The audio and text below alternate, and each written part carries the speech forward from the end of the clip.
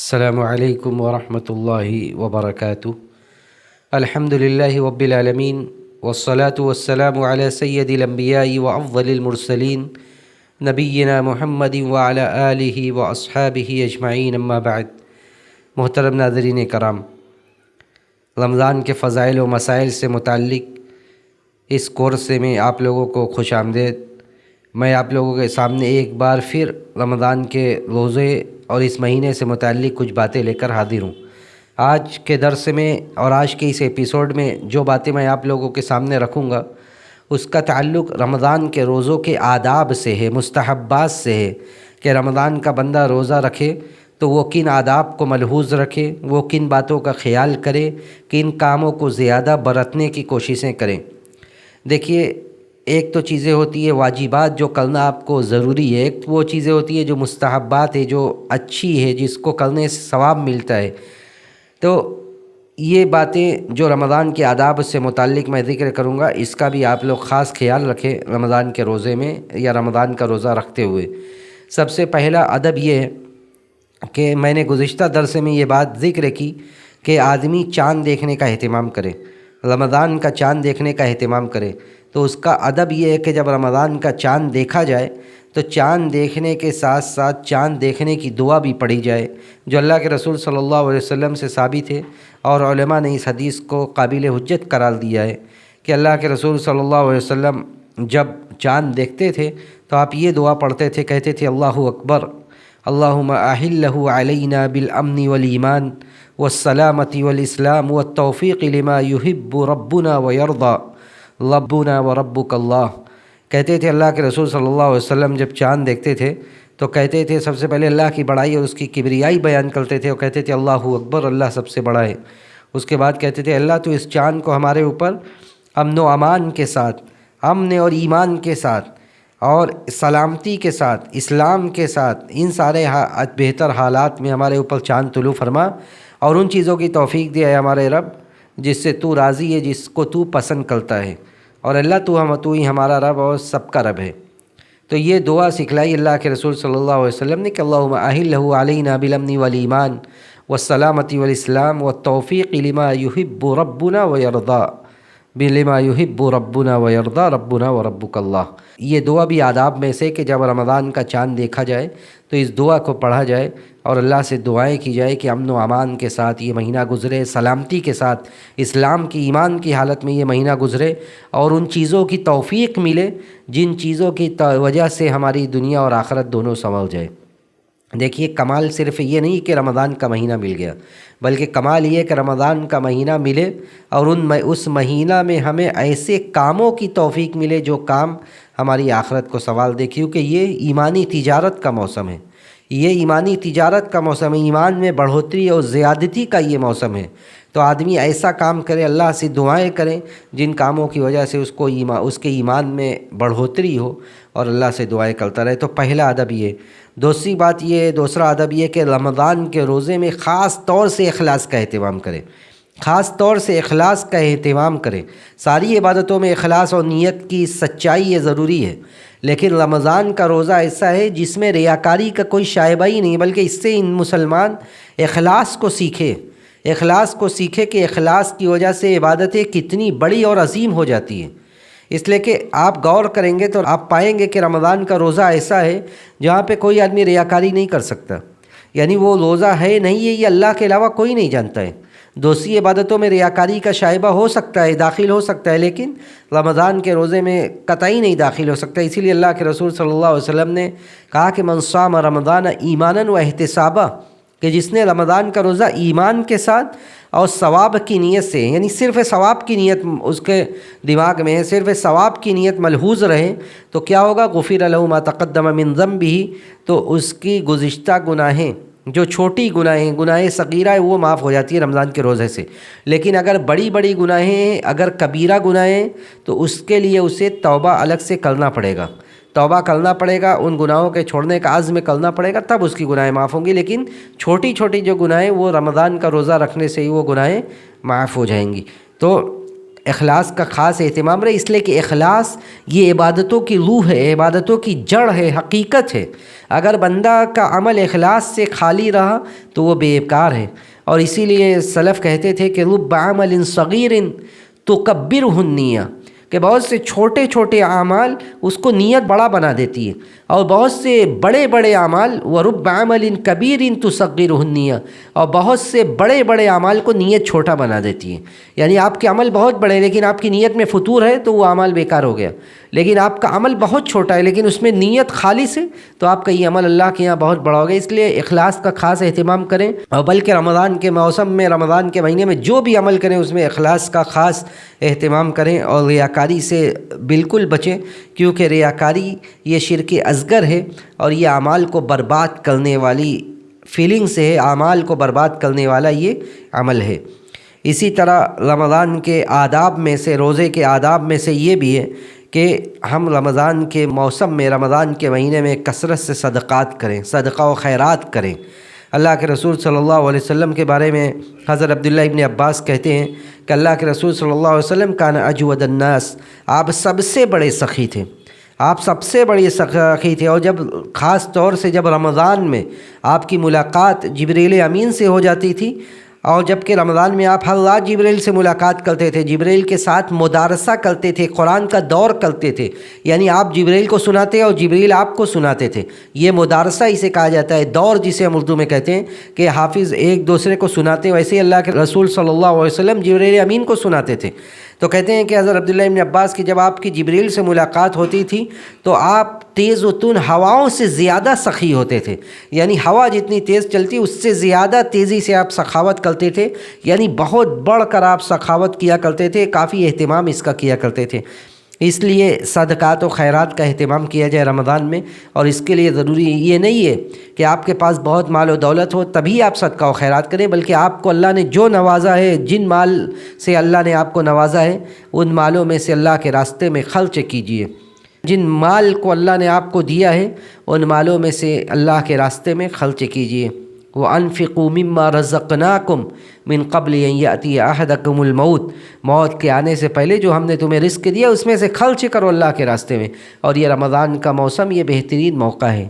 یہ بہترین موقع ہے کہ ہم صدقات و خیرات کریں، اور نبی کی سنت پر عمل کرتے ہوئے کریں، یہ سوچ کر کریں کہ اللہ کے رسول صلی اللہ علیہ وسلم رمضان میں کتنا صدقات و خیرات کیا کرتے تھے۔ اور صدقہ و خیرات صرف یہ فرض زکوٰۃ نہیں ہے، زکوٰۃ تو واجب ہے، وہ آپ کو کرنا ہی ہے، اس کے علاوہ جو صدقات و خیرات ہیں، یا وہ لوگ جن کے اوپر زکوٰۃ واجب نہیں ہے، زکوٰۃ تو خاص کنڈیشن میں اور خاص لوگوں پر واجب ہے، لیکن صدقہ و خیرات آپ کچھ بھی کر سکتے ہیں، کم سے کم، زیادہ سے زیادہ، تو آپ یہ اہتمام کریں کہ آپ اللہ کے راستے میں رمضان کے مہینے میں خرچ کریں، انشاءاللہ اس سے آپ کے مال میں برکت ہوگی، آپ کی عاقبت اور آپ کی آخرت سنورے گی باذن اللہ۔ اسی طرح روزے کے آداب میں سے یہ بھی ہے کہ جب روزے دار ہو، کوئی بندہ روزے سے ہو، اور تو وہ اپنے روزے کے دن اپنے روزے کی حفاظت کرے، خاص طور سے جب کوئی اسے گالی گلوچ دے، کوئی اس کے ساتھ بدتمیزی کرے، نازیبا حرکات کرے، اس کے ساتھ ایسے الفاظ کا استعمال کرے جو الفاظ مناسب نہیں، تو وہ اس کا جواب کیا دے گا؟ وہ اس کا جواب کیا دے گا؟ اگر کوئی آدمی اس کے ساتھ ایسا کرتا ہے اور وہ روزے کے دن میں ہے تو اللہ کے رسول صلی اللہ علیہ وسلم نے فرمایا کہ فَإِن صَابَّهُ أَحَدٌ أَوْ قَاتَلَهُ فَلْيَقُلْ إِنِّي امْرُؤٌ صَائِمٌ، اگر کوئی آدمی روزے سے ہے اور اس کو سامنے والا گالی دے رہا ہے، اس کو سامنے والا گالی دے رہا ہے یا اس سے قتال کر رہا ہے، جھگڑا کر رہا ہے، تو اسے چاہیے کہ وہ یہ کہے کہ إِنِّي امْرُؤٌ صَائِمٌ، میں روزے سے ہوں۔ یعنی آپ کو اس دن کہنا صرف یہ کہ اگر آپ کو سامنے والا بدتمیزی کرے، آپ کے ساتھ گالی گلوچ دے آپ کو، تو آپ صرف یہ کہیں کہ یہ آج میرے روزے کا دن ہے، میں تمہارے بات کا جواب نہیں دوں گا۔ یہ روزہ یہ سکھلاتا ہے، ادب سکھلاتا ہے، روزہ یہ آپ کے اندر صبر پیدا کرتا ہے، اس لیے کہ روزہ اسے شہر الصبر کہا گیا ہے، دلوں کی برائی اور دلوں کی گندگی دور کرنے کا مہینہ اسے کہا گیا ہے۔ اللہ کے رسول صلی اللہ علیہ وسلم نے فرمایا کہ صوم شہر الصبر یذہب مغلۃ الصدر، کہ یہ صبر والے مہینے کا روزہ، یعنی رمضان کے مہینے کا روزہ، یہ آدمی کے اندر سے جو دلوں کی میل کچیل ہے یہ اس کو باہر کرنے والا ہے۔ تو جب رمضان کا روزے سے آپ ہوں تو اگر کوئی آپ سے بدتمیزی کرے تو آپ یہ کہیں کہ میں روزے سے ہوں، میں روزے سے ہوں۔ یہ بھی روزے کا ایک ادب ہے جو اللہ کے رسول صلی اللہ علیہ وسلم نے قولی حدیث کے ذریعے سکھلایا ہے، کہہ کر بتلایا ہے، تاکید کی ہے کہ اس طرح، ورنہ اللہ کے رسول صلی اللہ علیہ وسلم تو ہر حال میں صابر و شاکر تھے. آپ بد زبان نہیں تھے، آپ کسی کے ساتھ گالی گلوچ نہیں کرنے والے تھے، بلکہ آپ حسن اخلاق کے اعلیٰ مقام پر فائز تھے. لیکن روزے کی حالت میں آپ نے قولی بات آپ نے کہہ کر تاکیداً آپ نے کہا کہ کوئی آدمی روزے کی حالت میں یہ قطعاً نہ کرے، یہ قطعاً نہ کرے. بلکہ آپ نے یہ بھی سکھلایا کہ روزے کی حالت میں کوئی آدمی جھوٹ نہ بولے، غیبت نہ کرے، چغلی نہ کرے. دیکھیے، آپ جب روزہ ہوں تو آپ کی زبان بھی روزے سے ہو، آپ جب روزہ ہوں تو آپ کی آنکھیں بھی روزے سے ہو، آپ جب روزہ ہوں تو آپ کا کان بھی روزہ ہو، یعنی یہ برائیوں کے سننے سے روزہ رکھے، آپ کی آنکھ برائیوں کے دیکھنے سے روزہ رکھے، آپ کی زبان برائیوں کے کلمات ادا کرنے سے روزہ رکھے.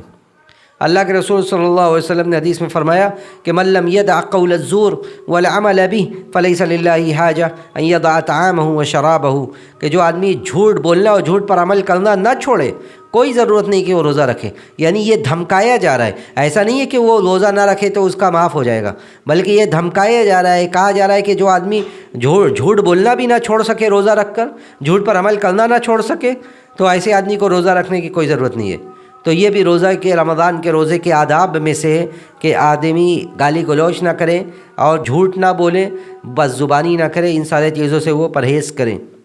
اسی طرح روزے کے آداب میں سے یہ بھی ہے کہ افطار میں جلدی کرے. افطار میں جلدی کرنے کا مطلب یہ نہیں کہ اذان سے یا وقت سے پہلے وہ افطار کر دے، بلکہ افطار میں جلدی کرنے کا مطلب یہ کہ جیسے ہی وقت ہو جائے، اگر آپ کو معتبر ذرائع سے یہ خبر لگے کہ یہ وقت صحیح ہے، وقت ہو گیا ہے، تو آپ افطار کر دیں. احتیاطاً 5 منٹ 10 منٹ یہ بیٹھنا یہ خلاف سنت ہے. 5 منٹ 10 منٹ بیٹھنا احتیاطاً یہ غلط ہے بالکل. اللہ کے رسول صلی اللہ علیہ وسلم نے فرمایا کہ لا یزال الناس بخیر ما عجل الفطر، لوگ برابر اس وقت تک بھلائی پر رہیں گے جب تک کہ لوگ افطار میں جلدی کریں. جب تک لوگ افطار میں جلدی کریں گے، لوگ بھلائی پر رہیں گے. یعنی افطار میں جلدی کیا جائے، اور جلدی کرنے کا مطلب یہ کہ جو وقت ہے اس وقت جیسے ہی وہ وقت ہو جائے آدمی افطار کر دے. یہ نہیں کہ بیٹھ کر وہ سوچتا رہے، 10 منٹ اہتمام کرے، 10 منٹ خیال کرے، ایسا نہیں. اسی طرح اس کے بعد ایک ادب یہ بھی ہے کہ کن چیزوں سے افطار کیا جائے. یعنی آپ کے دسترخوان پر بہت ساری ورائٹی ہے، بہت ساری ڈشز ہے، بہت ساری چیزیں، تو آپ کس چیز سے سب سے پہلے کیا کھائیں گے، کیا کریں گے. دیکھیے، اللہ کے رسول صلی اللہ علیہ وسلم کی سنت یہ ہے. ابو داؤد کی صحیح روایت حضرت انس بن مالک رضی اللہ تعالیٰ عنہ کہتے ہیں کہ کان رسول اللہ صلی اللہ علیہ وسلم یفطر علی رطبات قبل ان یصلی فإن لم تکن رطبات فعلی تمرات فإن لم تکن حصوات من ماء. کہا کہ اللہ کے رسول صلی اللہ علیہ وسلم چند تازہ کھجوروں کے ساتھ آپ روزہ افطار کرتے تھے. تازہ رطب یعنی تازہ کھجور. اگر آپ کو تازہ کھجور میسر ہو، تازہ کھجور دستیاب ہو، آپ کے دسترخوان پر موجود ہو، تو تازہ کھجور سے روزہ افطار کیجئے، شروعات کیجئے اس سے. اور نماز پڑھنے سے پہلے، یعنی نماز ایسا نہیں کہ اذان ہو تو پہلے نماز پڑھ لیں، بلکہ پہلے آپ کو روزہ افطار کرنا ہے. تو کہا اللہ کے رسول صلی اللہ علیہ وسلم نے کہ روزہ افطار کرنے سے پہلے آپ چند تازہ کھجوروں سے روزہ افطار کریں. اس کے بعد اگر تازہ کھجور نہ ہو، فإن لم تکن رطبات، اگر تازہ کھجور نہ ہو تو پھر جو عام نارمل کھجور ہو، جسے تمر کہا جاتا ہے عربی میں، سوکھا کھجور، اگر وہ کھجور ہو تو اس سے افطار کریں روزہ. اور اگر کسی کے دسترخوان پر کھجور ہی نہ ہو تو وہ پھر پانی پی لے، پانی پی کر روزہ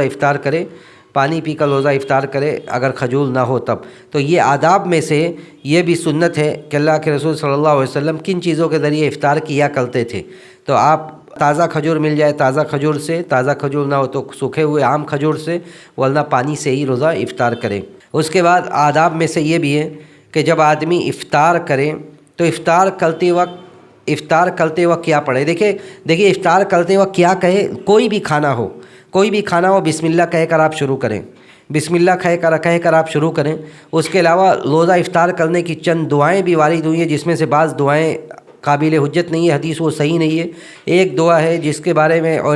بہت سارے علماء نے اسے صحیح کہا ہے، اور بہت سارے علماء نے اس کے پڑھنے کے تعلق سے یہ اختلاف کیا ہے کہ وہ پہلے پڑھنا ہے یا بعد میں پڑھنا ہے. میں یہ سمجھتا ہوں کہ آپ بسم اللہ کر کے روزہ افطار کریں، اور اس کے بعد جو کھانے کے بعد کی جو دعائیں ہیں، کھانے کے بعد کی جو عام دعائیں ان دعاؤں کو آپ پڑھیں تب بھی آپ کا یہ کام مکمل ہو جائے گا۔ کھانے کے بعد کی جو دعائیں ہیں الحمدللہ الذی اطعمنی وسقانی الحمدللہ حمدا کثیرا طیبا مبارکا فی غیر مکفین ولا معدین ولا مستغنی عنہ ربنا، یا اس طرح کی جو بھی دعائیں آپ کو یاد ہے کھانے کے بعد کی وہ دعائیں پڑھیں۔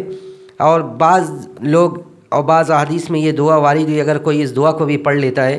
تو کوئی مسئلہ نہیں، انشاءاللہ یہ بھی صحیح ہے کہ ذاب الظمأ وابتلت العروق وثبت الاجر انشاءاللہ، یہ دعا بھی وارد ہوئی ہے کہ پیاس بجھ گئی، رگیں تازہ ہو گئی اور اجر ثابت ہو گیا انشاءاللہ۔ تو یہ روزہ افطار کرنے کے بعد یہ بھی دعا پڑھا جا سکتا ہے انشاءاللہ، اس میں کوئی حرج نہیں ہے۔ اسی طرح روزہ کے آداب میں سے یہ بھی ہے کہ آدمی روزہ کے دنوں میں کثرت سے قرآن کی تلاوت کرے، اس لیے کہ یہ رمضان کا مہینہ یہ وہ مہینہ ہے جس میں قرآن کا نزول ہوا۔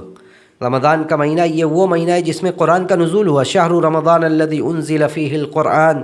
ھدی للناس وبینات من الھدی والفرقان، کہ رمضان کا مہینہ وہ ہے جس میں قرآن کا نزول ہوا، اور رمضان میں آخری عشرے کی طاق راتوں میں جسے شب قدر کہا جاتا ہے، قدر والی رات، اس رات میں قرآن کا نزول ہوا۔ تو رمضان میں کثرت سے قرآن کی تلاوت کیا جائے۔ اللہ کے رسول صلی اللہ علیہ وسلم کے بارے میں جیسا کہ پیچھے میں نے یہ بات ذکر کی کہ آپ جبریل امین کے ساتھ آپ مدارسہ کیا کرتے تھے، سنایا کرتے تھے، ان کی سنا کرتے تھے۔ تو آدمی قرآن کی تلاوت کرے، اس لیے کہ قرآن کی تلاوت یہ کتنی بڑی تجارت ہے اللہ کے ساتھ آپ کی۔ اللہ کے رسول صلی اللہ علیہ وسلم نے فرمایا کہ من قرأ حرفا من کتاب اللہ فلہ حسنہ، کہ جس نے قرآن کا، کتاب اللہ کا ایک حرف پڑھا اس کے لیے ایک نیکی ہے، اور ایک نیکی اللہ تعالیٰ نیکیوں کو بڑھا کر 10 گنا اور 10 گنا سے آگے 700 گنا تک دیتا ہے۔ اور کہا اس کے بعد اللہ کے رسول نے کہ میں یہ نہیں کہتا کہ الف لام میم ایک حرف ہے، بلکہ الف لام میم 3 حرف ہے، اس میں الف ایک حرف ہے، لام ایک حرف ہے اور میم ایک حرف ہے۔ تو اتنا ثواب ہے جس کا، تو آپ کثرت سے قرآن کی تلاوت کیجئے۔ سلف صالحین رمضان کے موسم میں، رمضان کے مہینے میں کثرت سے قرآن کی تلاوت کیا کرتے تھے۔ دوسرے کتابوں کو، یہاں تک کہ ائمہ اور محدثین حدیث کی کتابوں کو، فقہ کی کتابوں کا درس چھوڑ دیتے تھے اور قرآن کی تلاوت میں لگ جاتے تھے، قرآن پڑھتے تھے، قرآن پڑھاتے تھے، ان سارے کاموں میں سلف صالحین لگ جایا کرتے تھے۔ اس لیے ہم بھی کثرت سے قرآن کی تلاوت کریں، قرآن کی تلاوت میں اپنا وقت صرف کریں، یہ رمضان کے روزوں کے آداب کا حصہ ہے۔ اسی طرح رمضان کے روزے کے آداب اور مستحبات میں سے یہ بھی ہے کہ آدمی روزے کی حالت میں دعا کرے، روزے کی حالت میں دعا کرے پورا دن جب بھی وہ روزہ ہے وہ روزے کی حالت میں دعا کرے۔ اللہ کے رسول صلی اللہ علیہ وسلم نے فرمایا کہ جن لوگوں کی دعائیں رد نہیں کی جاتی ہے اس میں سے ایک یہ بھی ہے کہ الصائم حتی یفطر، کہ روزے دار جب تک کہ وہ افطار نہ کر لے، یعنی پورا روزے کی جو دورانیہ ہے، جو مدت ہے، ان پورے مدت میں یعنی 12 گھنٹہ 13 گھنٹہ جو ٹائم ہے اس میں وہ کبھی بھی دعا کرے۔ خاص طور سے افطار کے وقت بھی بعض روایات میں آتا ہے، اس روایت کے اوپر اگرچہ بعض لوگوں نے کلام کیا ہے، لیکن یہ بھی اس کا بھی اہتمام ہونا چاہیے کہ وہ پورے دن اہتمام کرے، افطار کے وقت اہتمام کرے اور اللہ سے دعائیں کریں، اپنے گناہوں پر معافی مانگے، اپنے گناہوں پر روئے اللہ کے سامنے، انشاءاللہ اس کی گناہیں بھی معاف ہوں گی، اس کی جو مراد ہے وہ مراد بھی پوری ہوگی۔ اسی طرح روزے کے آداب میں سے یہ بھی ہے کہ آدمی سحری کا اہتمام کرے، یعنی فجر سے کچھ پہلے اٹھے اور اٹھ کر کچھ کھائے سحری کے نام پر۔ یہ اللہ کے رسول صلی اللہ علیہ وسلم کی سنت ہے۔ آپ نے کہا کہ تسحروا فإن فی السحور برکہ، آپ نے کہا کہ سحری کھایا کرو کیونکہ سحری میں برکت ہے، بہت طرح کی برکت ہے سحری میں، سحری کھانے میں بہت طرح کی برکت ہے۔ ایک تو یہ سب سے بڑی برکت یہ کہ رسول اللہ کے فرمان پر عمل ہو رہا ہے، رسول اللہ کے فرمان پر عمل کرنے کی برکت ہے۔ دوسری طرف انسان اٹھتا ہے، اٹھ کر اس وقت دعائیں کچھ کر لیا، وہ برکت ہے۔ تیسری طرف وہ کھانے سے اس کے پورے دن میں جو نشاط رہتا ہے، جو اس کے دماغ اور اس کے جسم میں جو قوت اس سے پیدا ہوتی ہے، یہ ساری برکتیں۔ اس لیے اللہ کے رسول نے کہا کہ اٹھا کرو اور سحری کھایا کرو۔ سحری کے نام پر یہ ضروری نہیں کہ لمبے چوڑے دسترخوان ہوں، بلکہ سحری کے نام پر اگر کچھ نہیں ہے، آپ نے ایک کھجور کھا لیا، 2 کھجور کھا لیا، پانی پی لیا، یہ بھی انشاءاللہ باعث برکت ہے۔ اگر آپ کا پیٹ بھرا ہوا ہے پھر بھی آپ اس وقت اٹھے اور اٹھ کر ایک کھجور کھا لیں، آپ کھجور کھا کر پانی پی لیں، تو یہ بھی آپ کے سحری کی سنت ادا ہو گئی اور آپ نے سحری کی برکت کو حاصل کر لیا۔ تو اللہ کے رسول صلی اللہ علیہ وسلم نے یہ حکم دیا کہ آدمی سحری کھائے۔ بلکہ آپ نے یہ بھی کہا کہ ہمارے اور اہل کتاب کے روزے کے درمیان یہ فرق ہے کہ ہم لوگ سحری کھاتے ہیں، ہم لوگ سحری کھاتے ہیں۔ اہل کتاب جو تھے یہودی اور نصرانی اور دوسرے لوگ، وہ لوگ سحری نہیں کھاتے تھے بلکہ کھا کے سو جاتے تھے، لیکن یہاں ہم اٹھتے ہیں فجر سے پہلے اور کھاتے ہیں، جو بھی دستیاب رہتا ہے اسے ہم کھاتے ہیں۔ اسی طرح آداب میں سے یہ بھی ہے کہ آدمی سحری میں بھی کچھ کھجور کھائے، سحری میں بھی کچھ کھجور کھائے۔ اللہ کے رسول صلی اللہ علیہ وسلم نے ایک حدیث میں فرمایا کہ مومن کی بہترین سحری کھجور ہے، مومن کی بہترین سحری یہ کھجور ہے۔ تو آدمی سحری میں بھی چند کھجوریں اگر کھائے ساتھ میں تو یہ انشاءاللہ باعث برکت ہے باذن اللہ۔ اسی طرح روزے کے آداب میں سے یہ بھی ہے کہ آدمی سحری میں تاخیر کرے۔ افطار میں جلدی کرنے کی بات کی گئی اور سحری میں تاخیر کرنے کی۔ تاخیر کا مطلب یہ نہیں ہے کہ اذان ہو جائے، تاخیر کا مطلب یہ ہے کہ وہ بالکل اذان سے قریب سحری کھائے۔ یہ نہیں کہ رات میں 2 بجے 3 بجے کھا کر ہی سو جائے، بلکہ وہ سحری کھائے بالکل فجر کے وقت سے پہلے، چند منٹ پہلے۔ اس کے بعد جیسا کہ حدیث میں آتا ہے کہ اللہ کے رسول صلی اللہ علیہ وسلم کے عمل کے بارے میں پوچھا صحابہ اکرام نے، زید بن ثابت رضی اللہ تعالیٰ عنہ کہتے ہیں کہ ہم لوگوں نے اللہ کے رسول کے ساتھ سحری کیا، پھر نماز کے لیے کھڑے ہوئے، تو لوگوں نے پوچھا کہ اذان اور سحری کے درمیان کتنا وقت تھا، کتنا وقت تھا؟ تو کہا کہ 50 آیت پڑھنے کے برابر، یعنی 10-15 منٹ کا بس وقت، یہ بہت ہے، 10-15 منٹ کا وقت یہ بہت ہے کہ آپ اذان سے بس اتنا پہلے اٹھیں اور اٹھ کر آپ سحری کھائیں، یہ نہیں کہ آپ 2 گھنٹہ پہلے ہی سحری کھا کر یہ سو جائیں۔ تو یہ بھی اللہ کے رسول صلی اللہ علیہ وسلم کی سنت اور اللہ کے رسول صلی اللہ علیہ وسلم کا رمضان میں یہ ماحول تھا، یہ آداب تھا۔ اسی طرح رمضان کے آداب میں سے، روزوں کے آداب میں سے یہ بھی ہے کہ آپ روزے دار کو افطار کرانے کا اہتمام کریں، روزے دار کو افطار کرانے کا اہتمام کریں، اور ایسا اس کے لیے بھی یہ ضروری نہیں کہ آپ بہت بڑے افطاری کا انتظام کریں، بڑھ کے 1-2 آدمی اپنے حیثیت اور بساط کے مطابق آپ کسی کے افطاری کا انتظام کر دیں تو اس کا بھی بڑا اجر و ثواب ہے۔ آپ نے فرمایا کہ جو آدمی کسی روزے دار کو افطار کرائے اس کو اتنا ہی ثواب ہے، دونوں کے اجر میں سے کچھ بھی کم نہیں کیا جائے گا، نہ کہ روزے دار کے اجر میں سے کچھ کم کیا جائے گا، نہ اس کو کرانے والے کے اجر میں، یعنی اس کو بھی اس کے برابر ثواب ملے گا۔ تو روزے دار کو افطار کرانا یہ بھی باعث ثواب ہے۔ اسی طرح روزے کے آداب میں سے یہ بھی ہے کہ ہم نماز تراویح کا اہتمام کریں، تراویح اور قیام اللیل کا اہتمام کریں، اس لیے کہ یہ موقع ہے، یہ فرصت ہے، یہ چند دن ہے، 29 دن 30 دن کا یہ موسم، اس میں ہم یہ اپنے آپ پر یہ لازم کر لیں، یہ اہتمام کریں اس بات کا کہ ہم پورے رمضان بھر تراویح اور قیام اللیل کریں گے، امام کے ساتھ مسجد میں تراویح ادا کریں گے، اس لیے کہ اللہ کے رسول صلی اللہ علیہ وسلم نے حدیث میں یہ فرمایا کہ من قام رمضان ایمانا و احتسابا غفر له ما تقدم من ذنبه۔ آپ نے کہا کہ جو آدمی احتساب کے ساتھ، ثواب کی نیت سے اور ایمان کی حالت میں قیام اللیل کرے گا، تراویح کی نماز کا اہتمام کرے گا تو اس کی گزشتہ صغیرہ گناہیں یہ معاف کر دی جائیں گی۔ اسی طرح رمضان کے روزوں کے آداب میں سے ایک یہ بھی ہے جس کا تعلق آخری عشرے سے، کہ آدمی اعتکاف کرے، اور اعتکاف یہ ہے کہ رمضان کے آخری عشرے میں آدمی آخری عشاء جیسے ہی شروع ہو وہ مسجد کے ایک کونے میں اپنے آپ کو محصور کر لے، اسی میں رہے، عبادتیں کرے اور قدر کی رات کو تلاش کرے۔ یہ رمضان کے روزوں کے متعلق چند آداب تھے جو میں نے آپ لوگوں کے سامنے رکھا۔ ان سارے آداب کو ملحوظ رکھنا چاہیے، ان سارے آداب کا اہتمام ہونا چاہیے رمضان کے روزے میں۔ ہم اللہ سبحانہ و تعالیٰ سے یہی دعا کرتے کہ اللہ رب العالمین ہمیں جو باتیں ہم نے کہی ان باتوں پر ہمیں اور آپ سب کو عمل کرنے کی توفیق نصیب فرمائے۔ وصلی اللہ علی نبینا محمد وعلی آلہ واصحابہ اجمعین۔ والسلام علیکم ورحمۃ اللہ وبرکاتہ۔